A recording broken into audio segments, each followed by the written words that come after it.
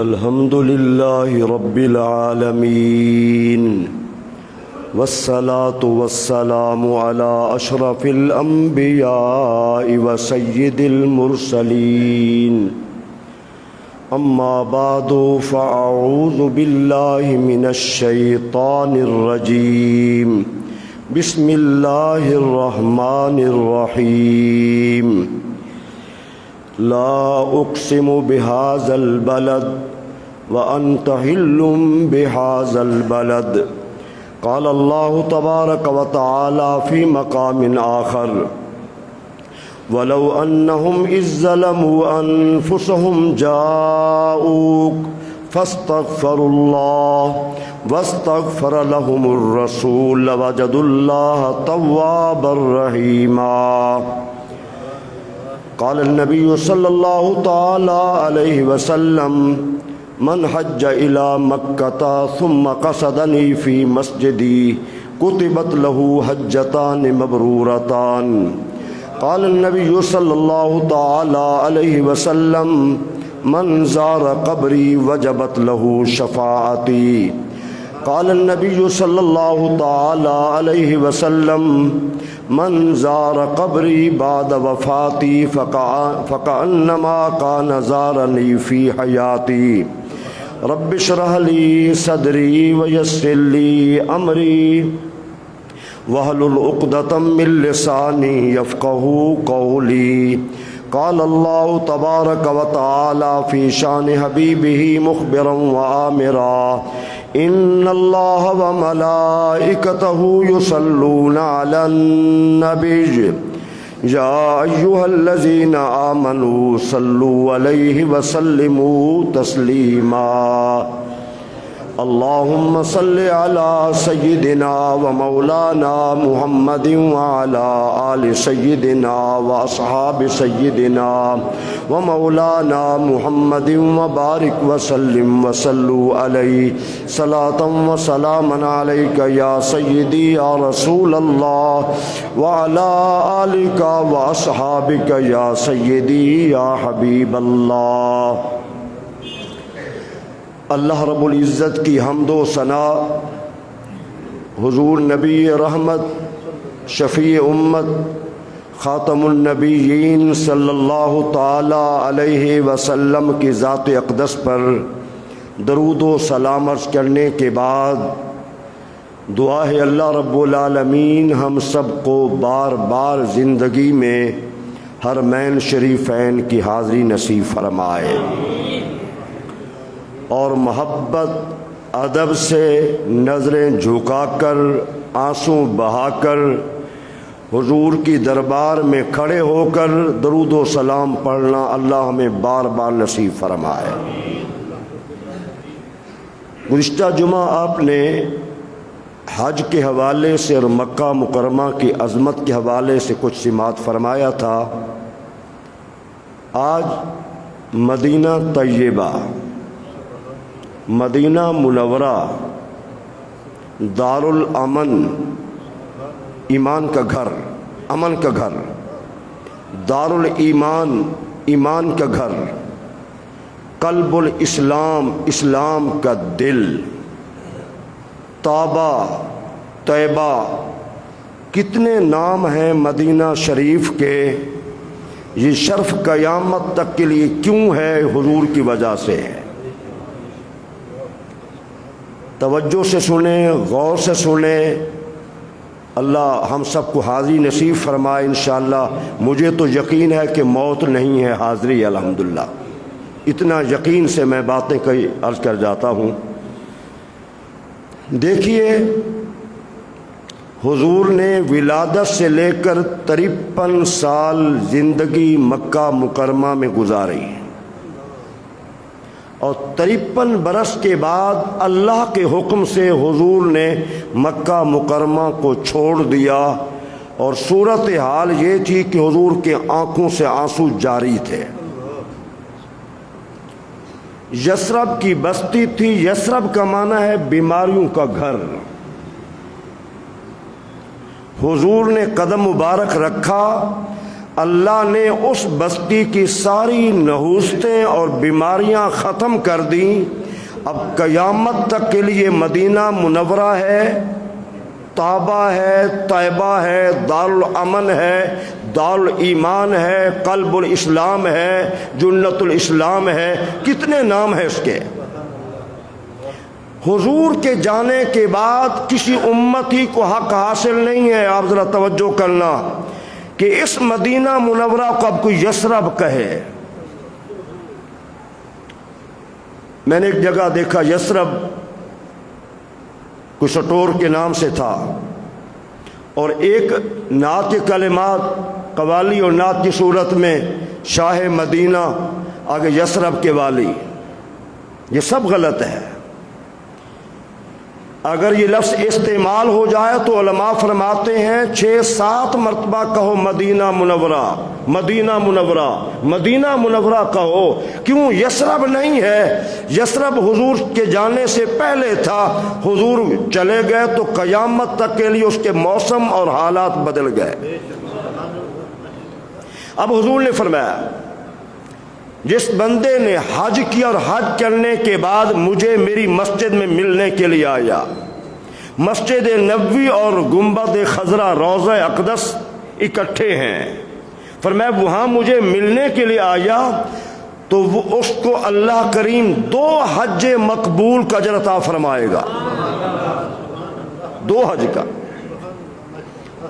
اور پھر یہ یاد رکھیں، میں نے پچھلے جمعہ بھی عرض کیا تھا کہ یہاں سے میں دوسرے ممالک، دوسرے شہر میں اپنے دوست کو، اپنے استاذ کو، اپنے کسی ملنے والے کو جا سکتا ہوں، اور اپنے والدین کی قبر پر حضور نے ارشاد فرمایا من زار قبر ابویہ او احداہما غفر لہ کتب برا.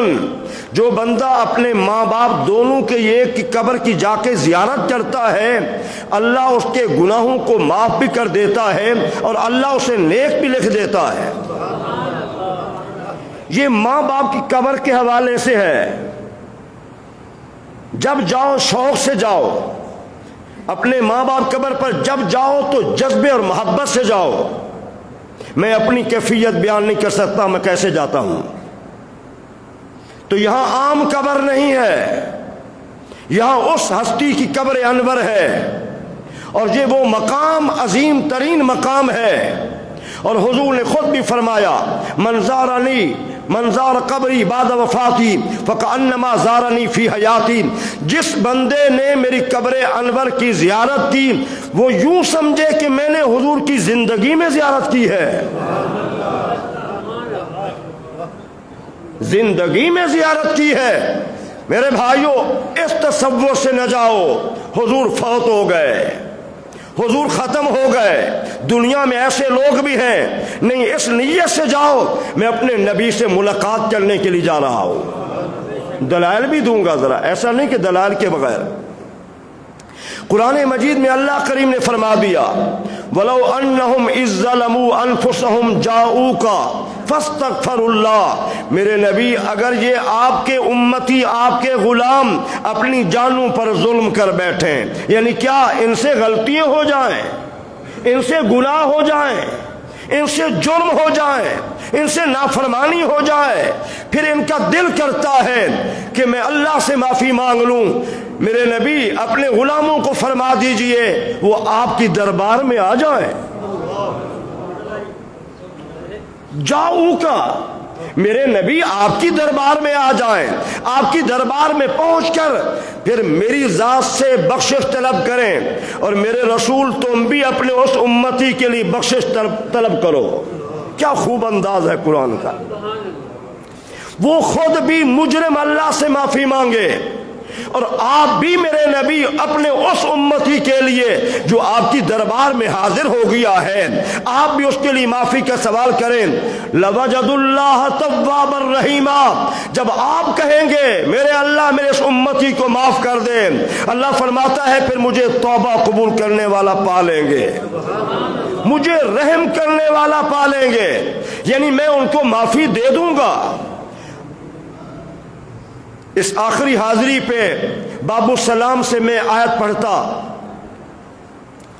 اور یہ آیت پڑھتے ہوئے نظریں جھک جاتی میری، آنکھوں سے آنسو بہنا شروع ہو جاتے، اور پھر میں کہتا ہوں حضور میں مجرم حاضر ہو گیا ہوں، میرے اللہ نے حکم دیا، میں آپ کی دربار میں حاضر ہو گیا ہوں، میں بھی اللہ سے معافی مانگ رہا ہوں، حضور آپ بھی میرے حال پہ کرم فرمائے۔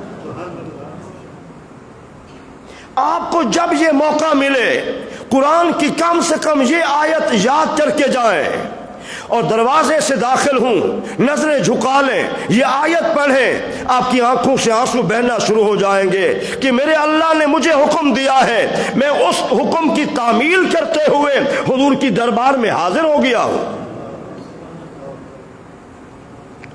پھر میرے بھائیوں، یہ آج ہمارا عقیدہ نہیں ہے۔ آج دوسرے مسلک کے لوگ کہتے ہیں نیتاً ارادتاً جانا شرک ہے، بدعت ہے، یہ سب باتیں غلط ہیں۔ حضرت عمر بن خطاب رضی اللہ تعالی عنہ کو حضرت ابو عبیدہ بن جراح نے شام سے کہا امیر المومنین آپ تشریف لائیں، صحابہ کو یہاں بھیجیں۔ تو آپ مسجد نبوی میں گئے، 4 رکعت نماز نفل ادا کی، پھر حضور کی دربار میں سلام پیش کیا، پھر دعا کی اور پھر چلے گئے۔ اور ملک شام سے حضرت کعب بن احبار رضی اللہ تعالی عنہ یہ مسلمان ہوئے، یہودی تھے، بہت بڑے پادری تھے، مسلمان ہو گئے۔ حضرت عمر بن خطاب نے کہا کعب میں تجھے مدینہ منورہ لے چلتا ہوں، رسول رحمت کی قبر انور پہ حاضر ہونا، وہاں سے فائدہ ہوگا، وہاں سے نفع ملے گا، وہاں سے برکتیں حاصل ہوں گی۔ حضرت عمر بن خطاب فرما رہے ہیں تم میرے ساتھ چلو۔ یہ نہیں کہا مسجد نبوی، یہ نہیں کہا مدینہ منورہ، بلکہ یہ کہا تم حضور کی قبر انور پہ چلو گے، آپ کو فائدہ ہوگا، آپ کو راحت ملے گی، آپ کو نفع ملے گا۔ 14 صدیوں کے بعد آج بھی ہمارا عقیدہ یہی ہے کہ ہم حضور کی قبر انور پہ ڈائریکٹ نیتاً جاتے ہیں۔ حضرت عمر بن خطاب نے شام سے کعب بن احبار کو ارادتاً نیتاً کہا چلیں حضور کی قبر انور پہ۔ آج ہم مشرک ہو گئے۔ پھر مدینہ منورہ جس طرح 24 گھنٹے اللہ کی رحمتوں کا نزول مکہ مکرمہ میں ہو رہا ہے، 24 گھنٹے اللہ کی رحمتوں کا نزول مدینہ منورہ میں ہو رہا ہے۔ جس طرح مکہ مکرمہ کا حرم ہے، حضور نے فرمایا اے اللہ تیرے ابراہیم نے مکہ مکرمہ کو حرم بنایا، میں تیرا نبی اپنے مدینہ منورہ کو حرم بنا رہا ہوں۔ جس طرح قیامت تک کے لیے دجال کا داخلہ مکہ مکرمہ میں بند ہے، اسی طرح دجال کا داخلہ مدینہ منورہ میں بھی بند ہے۔ جس طرح مکہ مکرمہ کے حرم کے چاروں جانب بورڈ آویزہ ہیں، انگلش میں، عربی میں، یہاں سے غیر مسلم کا داخلہ بند ہے، اس طرح مدینہ منورہ کا حرم جو حضور نے بیان فرمایا وہاں بھی کافر مشرک کا داخلہ بند ہے۔ پھر ذرا آپ غور فرمائیں، توجہ کے ساتھ سنیں کہ مدینہ طیبہ کی سرزمین وہ سرزمین ہے، ریاض الجنہ ہے تو مدینہ منورہ میں ہے، جنت البقیع ہے تو مدینہ منورہ میں ہے، جبل احد جنت کا پہاڑ ہے تو مدینہ منورہ میں ہے، اور جنت کا پھل اگر ہوتا ہے تو مدینہ منورہ میں ہوتا ہے۔ وہ کون سا پھل ہے؟ حضور نے فرمایا یہ عجوا کھجور جنت کا پھل ہے۔ دنیا کے کونے کونے سے پودے لے گئے، کھجور لے گئے، گٹھلیاں وہاں اپنے علاقے میں لگائی، کھجور نہیں ہوئی، کسی درویش سے پوچھا گیا، باقی ہر پھل ہو جاتا ہے لیکن یہ کھجور عجوا نہیں ہوتی۔ کہا اس کو مٹی بھی مدینہ منورہ کی چاہیے اور اس کو آب و ہوا بھی مدینہ منورہ کی چاہیے، اس کو مٹی بھی مدینہ منورہ کی چاہیے اور اس کو آب و ہوا بھی مدینہ منورہ کی چاہیے۔ مدینہ منورہ کی مٹی کو مٹی کہنا بھی بے ادبی ہے، مٹی شریف کریں، طیبہ کی مٹی شریف کہیں، مدینہ منورہ کی مٹی مبارک کہیں۔ بڑی مشہور حدیث ہے، ایک مقام پر صحابہ کرام کے گھوڑے جہاد سے آ رہے تھے، قدموں سے دھول اڑ رہی تھی۔ سیدنا عمر بن خطاب نے جب دیکھا دھول اڑ رہی ہے، اپنے چہرے کو چھپانے کے لیے گرد نہ پڑے۔ میرے بھائیوں ذرا غور کرنا، یہ دنیا کی عام مٹی نہیں ہے، یہ مدینہ منورہ کی سرزمین کی مٹی مبارک ہے۔ میرے نبی نے دیکھا، فرمایا عمر کیا کر رہے ہو؟ اس گر سے اپنے چہرے کو بچا رہے ہو؟ سنو، فَإِنَّ غُبَارَ الْمَدِينَةِ شِفَاءٌ لِلْجُذَامِ، میرے مدینہ کی جو مٹی ہے یہ بیماروں کے لیے شفا ہے، یہ برس کی بیماری کے لیے شفا ہے۔ آج بھی بہت سارے لوگ اس مٹی کو استعمال کرتے ہیں۔ ہمارے گھروں میں، گاؤں میں آج بھی مٹی ہوتی ہے۔ کئی مواقع پر ہم نے وہی مٹی مبارک استعمال کی، اللہ نے شفا دے دی، اللہ کریم نے شفا دے دی۔ ذرا توجہ کے ساتھ سننا، مدینہ طیبہ کی سرزمین قیامت تک کے لیے اس کے پہرے دار موجود ہیں، اور یہ یاد رکھیں حضور نے ارشاد فرمایا جو میرا امتی دور سے درود و سلام پڑھتا ہے، میری قبر انور پر ایک اللہ نے ایسا فرشتہ مقرر کیا ہے جو جہاں سے درود و سلام پڑھتا ہے وہ سن لیتا ہے، اور پھر میری دربار میں اس کا نام، اس کے والد کا نام، اس کے قبیلے کا نام، اس کے علاقے کا نام لے کر میری دربار میں سلام پیش کر دیتا ہے۔ ذرا آپ توجہ کیجئے، جب فرشتہ قبر انور پہ کھڑا ہے اور پوری دنیا کی قوت سماعت اس کے پاس موجود ہے، خواہ مشرق میں ہو یا مغرب میں، شمال میں ہو یا جنوب میں ہو، صحیح حدیث ہے، تمام مسلک کے علماء اس حدیث کو مانتے ہیں۔ ذرا آپ غور کیجئے، اگر فرشتہ خادم نوکر ہو کر سن رہا ہے تو میرے آقا کیوں نہیں سنتے؟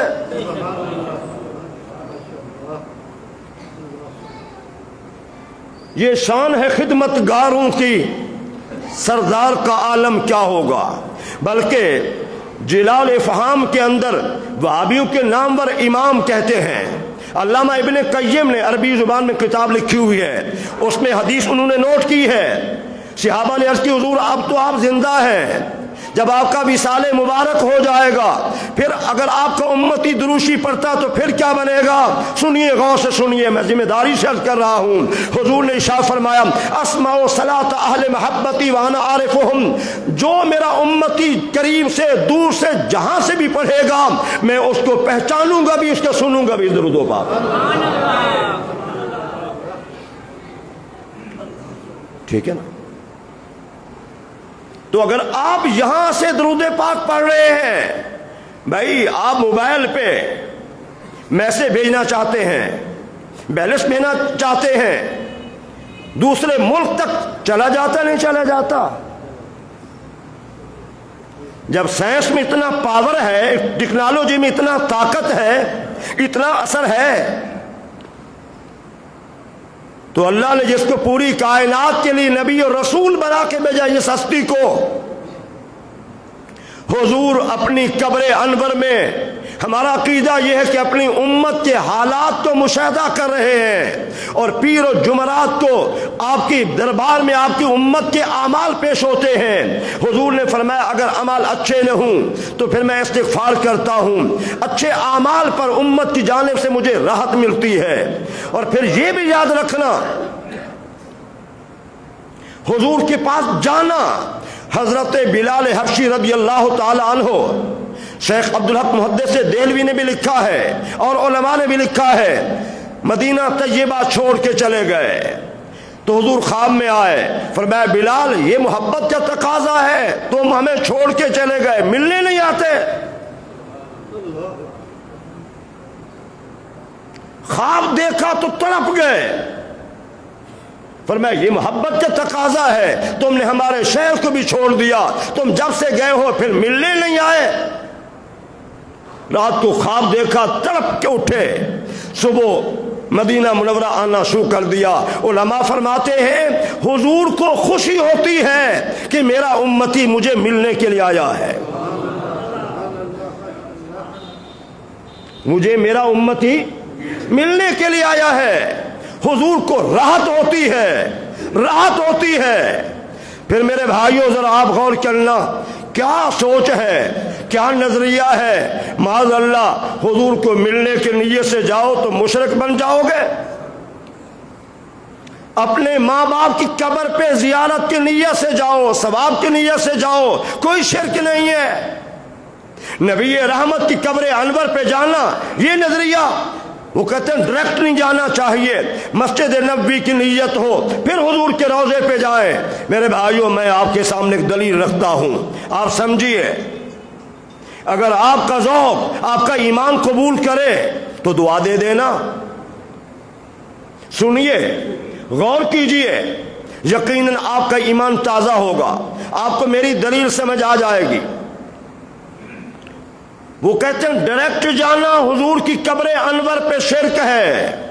ہمارا عقیدہ یہ ہے حضور کی قبر انور پہ ڈائریکٹ جانا، نیتاً جانا، ارادتاً جانا، میں اپنے نبی کو، میں حضور رحمت للعالمین کو ملنے جا رہا ہوں۔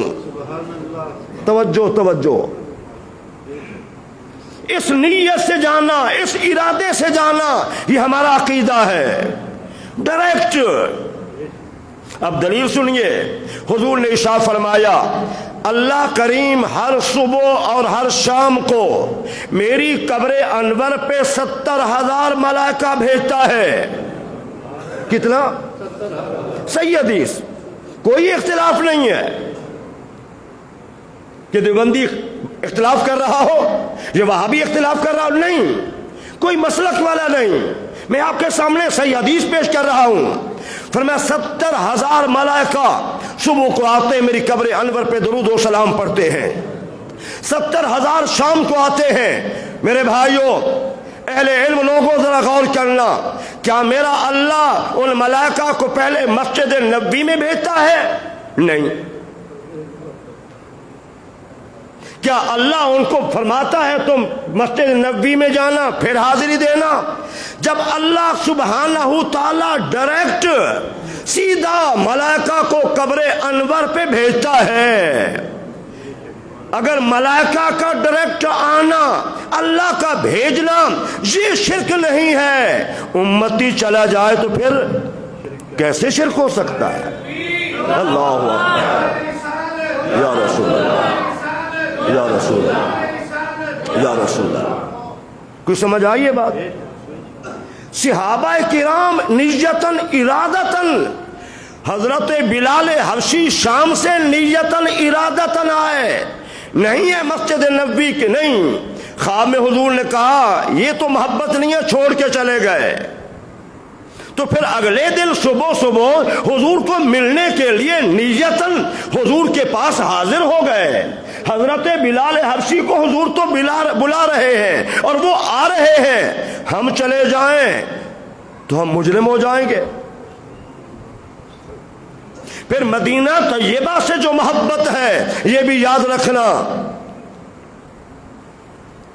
توجہ کے ساتھ۔ سیدنا عمر بن خطاب رضی اللہ تعالی عنہ، اتنا بڑے عالی مرتبت ہستی، اتنا عظیم ترین شخصیت، آپ کی ایک دعا مشہور ہے جو سب سے زیادہ مشہور دعا ہے، جو سب سے زیادہ مشہور دعا ہے، وہ کیا دعا تھی؟ اللہم ارزقنی شہادتا فی سبیلک واجعل موتی فی بلد رسولک۔ میرے اللہ مجھے جب بھی موت آئے تو شہادت کی موت آئے، اور مجھے جب بھی موت آئے تو تیرے نبی کے شہر میں موت آئے۔ کیا اللہ کریم نے حضرت عمر بن خطاب رضی اللہ تعالی عنہ کی دعا کو قبول کیا ہے کہ نہیں کیا؟ ان کو شہادت کی موت بھی آئی ہے، اور آئی بھی حضور کے شہر میں موت آئی ہے۔ اور حضور نے یہ بھی فرمایا جس سے ہو سکے وہ میرے مدینہ منورہ میں ٹھہرا رہے، اسے موت یہیں آ جائے۔ سب سے پہلے حضور نے فرمایا میں اہل مدینہ کی شفاعت کروں گا۔ مدینہ منورہ کا خاص خطہ نہیں ہے۔ پیر منظور شاہ صاحب سہیوال والے بہت بڑے عظیم عالم دین گزرے، وہ لکھتے ہیں کہ میں ریاض الجنہ میں بیٹھا تھا تو میرے دل میں خیال آیا کہ جنت کا ٹکڑا صرف یہی ہے. کہتے ہیں ایک مجذوبہ عورت گزری، دیوانی مستانی، وہاں سے اس کا گزر تھا، دن کا وقت تھا. تو حالانکہ میں دل میں یہ خیال کر رہا تھا کہ شاید ریاض الجنہ یہ مخصوص جگہ ہے، تو اس عورت نے قریب سے گزرتے ہوئے کہا یا منظور کل المدینۃ جنہ، اے منظور مدینہ منورہ سارا ہی جنت ہے. کہا میرے دل میں خیال آیا، دل میں تصور پیدا ہوا. پھر اللہ آپ کو مدینہ منورہ میں لے جائے تو وہاں پہنچنے کے بعد مدینہ منورہ کی کوئی کھانے والی پینے والی چیز کو آپ نے نہیں کہنا یہ خراب ہے. ہمارے علماء نے بہت سارے واقعات لکھے ہیں. ایک صاحب نے کہا کہ مجھے یہ دہی جو ہے یہ کھٹی ہے، یہ اچھی نہیں لگی. خواب میں انہیں کہا گیا یہاں سے چلے جاؤ اگر تجھے مدینہ منورہ کی چیز اچھی نہیں لگ رہی. ادب و احترام، محبت. اور میں نے پچھلے جمعہ میں ایک گزارش کی تھی، اور یہ میری گزارش میسج ہر ایک تک پہنچاؤ. کیا یہ سوچ رکھنا میں جاؤں گا تو پھر دعوتیں بھی کھاؤں گا، نہیں، قیمتی وقت ہوتا ہے آپ کے پاس. آپ مدینہ منورہ گئے، چلو جی میں وادی جیل میں چلا جاؤں، میں فلاں جگہ چلا جاؤں. دور دراز لوگ چلے جاتے ہیں فلاں زیارت پہ، فلاں زیارت پہ، فلاں زیارت پہ. میرے بھائیوں میں آپ کو محبت سے عرض کر رہا ہوں، مدینہ طیبہ میں مسجد نبوی اور حضور کے روضہ سے بڑی کوئی زیارت نہیں ہے. آپ تھوڑے وقت کے لیے جائیں، مسجد قباء جائیں. حضور صلی اللہ علیہ وسلم ہر ہفتے کو وہاں جاتے، 2 نفل پڑھتے تھے. مکہ مکرمہ کا عمرہ مشقت سے ہے اور مدینہ منورہ کا عمرہ آسانی سے ہے. فرمایا جو 2 رکعت نماز نفل پڑھ لے اللہ اسے عمرہ کا اجر دے دیتا ہے. اور یہ آج بھی حدیث طیبہ مسجد قباء کے محراب پہ عربی میں لکھی ہوئی ہے، میں نے پڑھی ہے وہ حدیث. یہ حدیث طیبہ آج بھی لکھی ہوئی ہے. اور پھر اللہ آپ کو موقع دے جہاں سید الشہداء سیدنا امیر حمزہ رضی اللہ تعالی عنہ احد کے مقام پر ان کی قبر انور ہے، وہاں حاضری دینی ہے. مدینہ منورہ سے باہر جتنا ہو سکے نہ نکلیں. امام مالک رحمت اللہ تعالی علیہ 20 سال مدینہ طیبہ میں رہے. شاگردوں نے کہا آپ عمرہ کرنے جائیں، حج کرنے جائیں، تو کیا جواب دیا؟ کہا حج فرض تھا ادا ہو گیا ہے، عمرہ بھی کر چکا ہوں سنت تھا ادا ہو چکا ہے، اب مالک کی تمنا یہ ہے کہ مجھے موت آئے تو مدینہ منورہ میں آئے. تو آپ مدینہ طیبہ میں جانے کے بعد آپ کا وقت حضور کے روضے پہ گزرنا چاہیے، مسجد نبوی میں آپ کا زیادہ وقت گزرنا چاہیے. یہ گنتی کے دن ہیں، پھر زہ نصیب. بعض لوگ حالات سناتے ہیں، میں حیران رہ جاتا ہوں، میں فلاں جگہ گیا، میں فلاں جگہ گیا، میں فلاں جگہ گیا، مکہ مکرمہ میں فلاں جگہ گیا، فلاں جگہ گیا. تو اس آخری بار حاضری پر بہت لطف آیا کہ نہ کوئی دعوت، نہ کوئی مکہ مکرمہ کو کسی کو فون کیا، کافی ملنے والے مدینہ طیبہ میں بھی نہ کسی کو وہاں فون کیا.